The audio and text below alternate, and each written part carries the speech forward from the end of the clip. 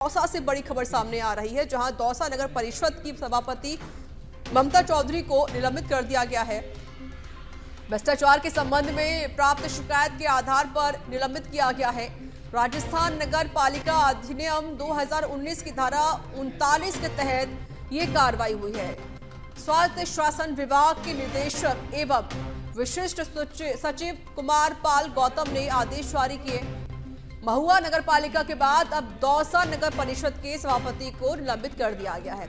तो इस वक्त की बड़ी जानकारी हम आपको दे रहे हैं दौसा से, जहां पर भ्रष्टाचार की लगातार शिकायतें मिल रही थी, जिसको लेकर दौसा नगर परिषद की सभापति ममता को निलंबित कर दिया गया है।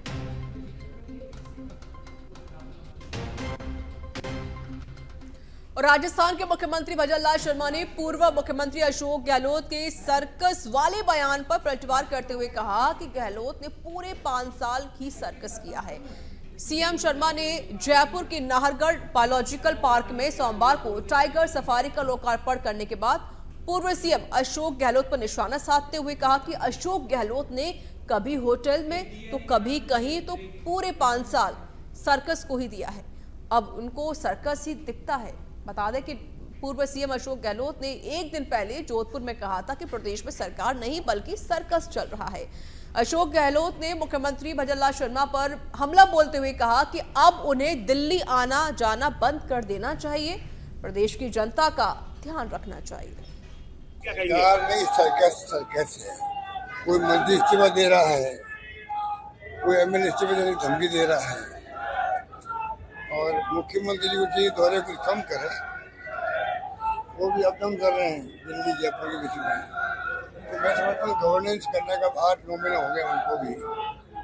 अब गवर्नेंस जम के करनी चाहिए, लोगों को रिलीफ मिले, वरना लोगों को तकलीफ होती है। क्योंकि उन्होंने पूरे 5 साल सर्कस ही किया था, कभी होटल से कभी कैसे। अब उनको सर्कस ही दिखता है। मैं कहना चाहता हूं आजकल वो ट्विटर पर भी बहुत कई बात लिख रहे हैं। मैं जरा उनको याद दिलाना चाहता हूं, वो 10 महीने बाद चले जाएं थोड़ा पीछे, अपनी उन बातों को भी याद करें। आदमी जब किसी की तरफ उंगली करता है तो 4 उंगली उसकी तरफ हो जाती है। उनको ध्यान रखना चाहिए। वो प्रदेश के कई बार मुख्यमंत्री रहे, उनका अनुभव है। मैं कहना चाहता हूं कि उनको कोई भी वक्तव्य देते हैं जरा अपनी तरफ देख करके दें तो अच्छा रहेगा। वो इसलिए कि वो जिन बातों को कह रहे हैं तो वो खुद भी तो कर सकते थे, उनका तो बहुत लंबा समय रहा है। तो उनको ये भी सोचना चाहिए कि मैं जो कह रहा हूं उसमें हम कितने खरे उतरे हैं, इस पर विचार कर।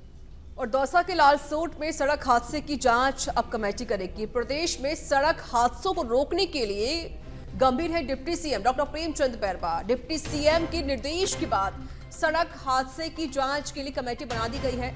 निर्देशों के बाद परिवहन सचिव सुची त्यागी ने 3 सदस्यीय कमेटी बनाई है। प्रयुक्त आयुक्त जगदीश बैरवा की अध्यक्षता में 3 अधिकारियों कमेटी बनाई गई है। कमेटी लालसोट में हादसा स्थल पर जाकर जांच करेगी। जांच के बाद परिवहन सचिव सुची त्यागी को रिपोर्ट सौंपेगी कमेटी।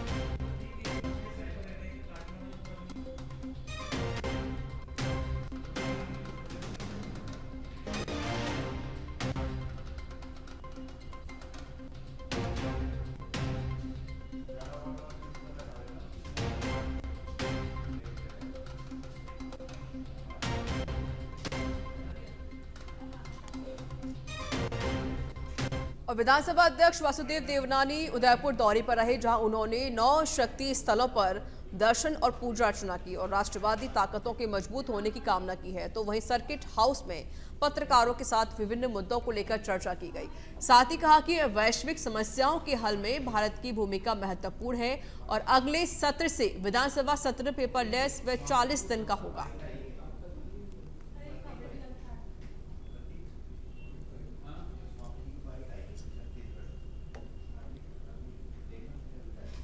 डीडवाना जिला कलेक्टर पुखराज सेन की अध्यक्षता में कलेक्ट्रेट सभागार में साप्ताहिक समीक्षा बैठक का आयोजन किया गया, जिसमें जिला स्तरीय अधिकारियों ने भाग लिया। इस दौरान कलेक्टर ने राजस्थान संपर्क पोर्टल पर दर्ज परिवादों सहित आमजन की समस्याओं को तय समय में निस्तारण करने के निर्देश दिए। बैठक में अतिरिक्त जिला कलेक्टर महेंद्र मीणा, अधीक्षक अभियंता AVVNL मूलचंद वर्मा समेत सभी जिला स्तरीय अधिकारी मौजूद रहे।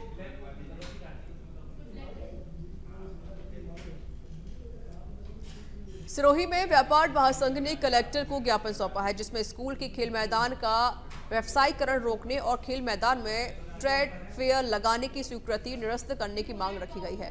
व्यापारियों का कहना है कि स्कूल के शिक्षण अवधि में खेल मैदान में मेला लगने से पढ़ाई प्रभावित होगी। आपको बता दें कि नियमानुसार स्कूल की भूमि को किराए पर नहीं दिया जा सकता है, तो वहीं इसी को लेकर शिक्षा विभाग और हाई कोर्ट ने भी आदेश जारी कर रखे हैं।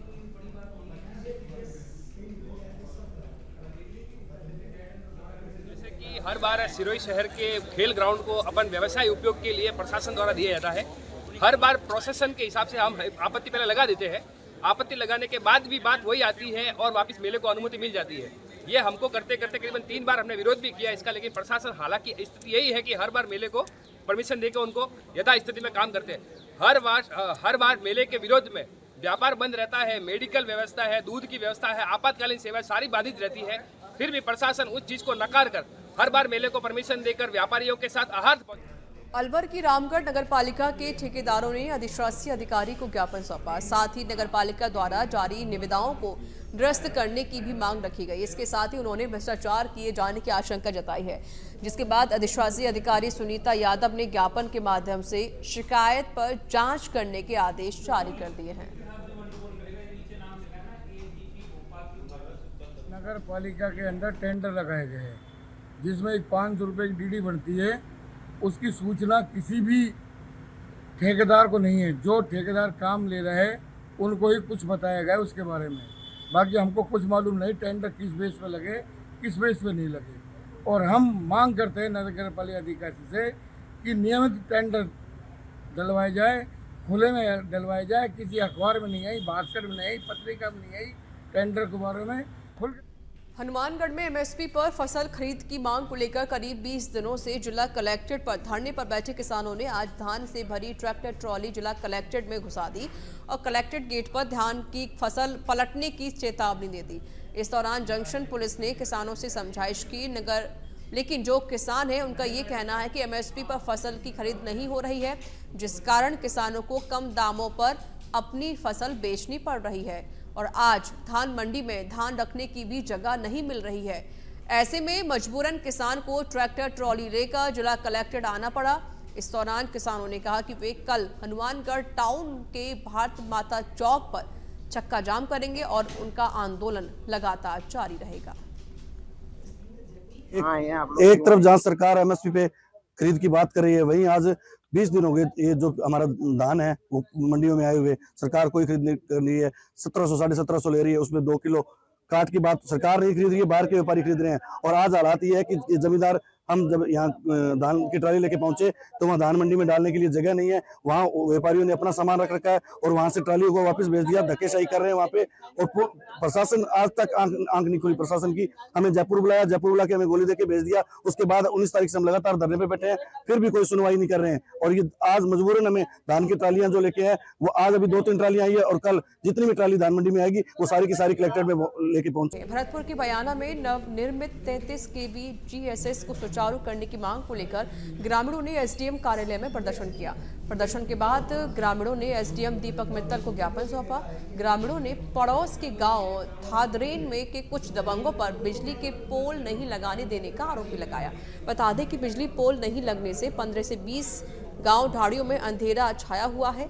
वहीं कार्रवाई नहीं होने पर ग्रामीणों ने आंदोलन की चेतावनी दी है।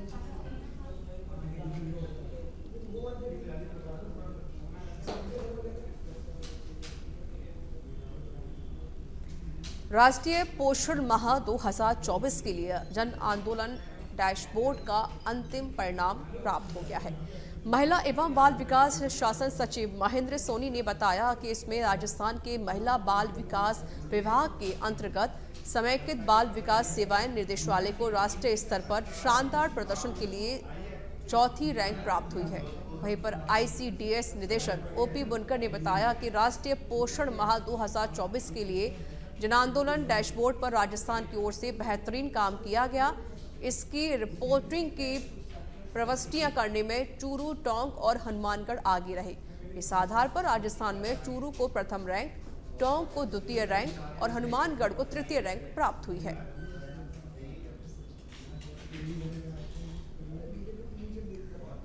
प्रदेश की डिप्टी सीएम दिया कुमारी आज विश्वकर्मा इंडस्ट्रियल के एसोसिएशन भवन पहुंची, जहां उन्होंने व्यापारिक संवाद और सम्मान कार्यक्रम में शिरकत की। इस दौरान उद्योगपतियों की ओर से डिप्टी सीएम दिया कुमारी का सम्मान किया गया। डिप्टी सीएम दिया कुमारी ने कहा कि राज्य सरकार उद्योगों के प्रोत्साहन के लिए कई योजनाएं संचालित कर रही है और औद्योगिक क्षेत्र की समस्याओं का जल्द निस्तारण किया जाएगा। इस दौरान VKI एसोसिएशन अध्यक्ष जगदीश सोमानी और समस्त उद्योगपति और अधिकारी मौजूद रहे।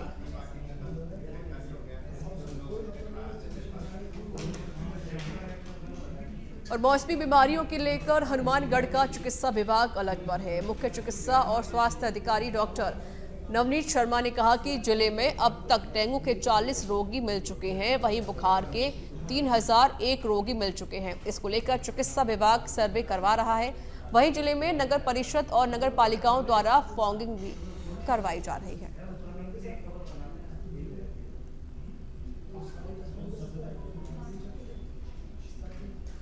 डीसीपी नॉर्थ राशि डोगरा का चन स्नेचर पर कड़ा प्रहार देखने को मिला है। विद्याधर नगर थाना पुलिस और CIU के संयुक्त ऑपरेशन पर धरे गए हैं 2 बदमाश। शातिर 2 बदमाश राहुल और अनिल कुमार योगी को गिरफ्तार किया गया है। राह चलती महिलाओं को बनाते थे निशाना, एक ही दिन में करते थे 4 से 5 वारदातें। पापड़ की हनुमान मंदिर के जंगलों में पुलिस ने पीछा कर दोनों बदमाशों को दबोचा। पुलिस से बचने के लिए 50 फीट गहरी खाई में कूदे हैं बदमाश। पुलिस ने बाहर निकाला, काबू किया गया। दोनों का SMS अस्पताल में इलाज चल रहा है। ACP भोपाल सिंह भाटी के सुपरविजन में थानाधिकारी राकेश खालिया ने जानकारी दी और उन्होंने इस पूरी कार्रवाई को अंजाम दिया।